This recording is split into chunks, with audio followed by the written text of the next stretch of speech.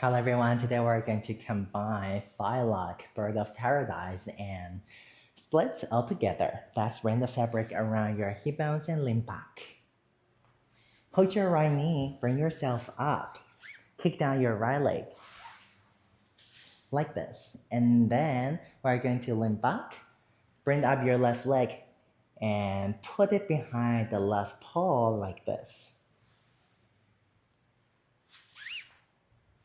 Right shoulder stay behind the right paw, left hand go through your thigh, right arm comes to the back. Put your hands together.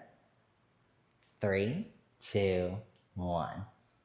Let go your hands, 2 hands on your right. Kick your right leg to the back and bring your body through to the back like this. Body goes through. Lean down. Turn around, chest up. Hold your left knee and right hand grab your left leg like this. Doing splits in the air. If you find your balance, you can let go your left hand as well. For 3, 2, and 1. And back. And now you've just done the trick.